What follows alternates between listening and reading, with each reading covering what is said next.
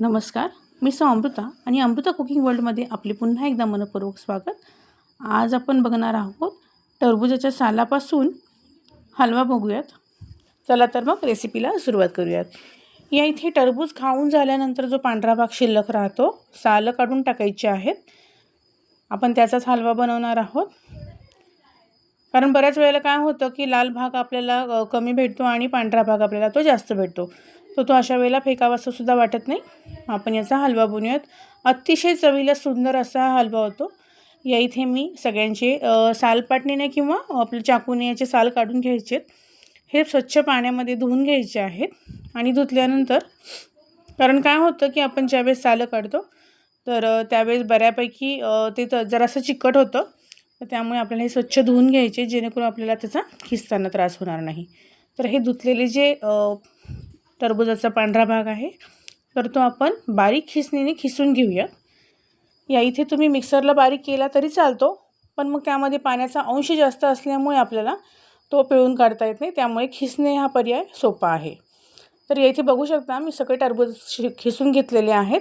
आणि खाली जे पाणी आहे तर हे आपल्याला हाताच्या सहाय्याने पिळून किंवा कपड्यामध्ये बांधून हे आपल्याला पाणी काढून टाकायचे आहे.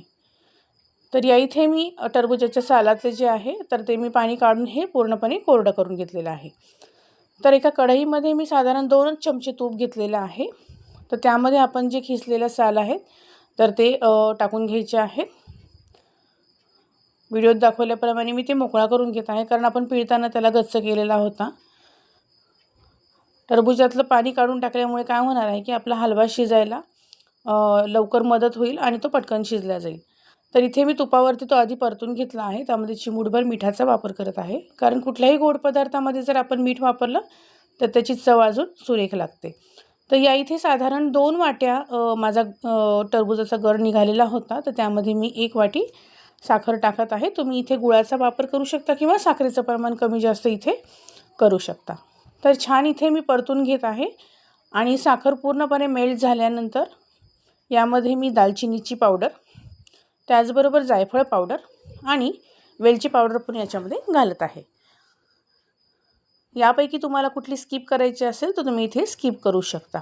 दालचिनीचं पावडर वापरण्याचं कारण काय आहे की ज्या लोकांना शुगर पेशंट असणाऱ्या लोकांना दालचिनी ही शुगर कंट्रोलमध्ये ठेवण्याचा मदत करते. तर यामध्ये पारंपरिक पद्धतीने आपण हा बनवत आहोत, त्यामुळे मी यामध्ये हळदीचा वापर केलेला आहे रंगासाठी. तुम्ही इथे फूड कलर पण वापरू शकता, पण पूर्वीच्या काळी लोक जेव्हा कोंड्याचा मांडा करून खायचे तर त्यावेळेस याच्यामध्ये हळदीच्या रंगाचाच वापर करायची. ही पारंपरिक पद्धत आहे.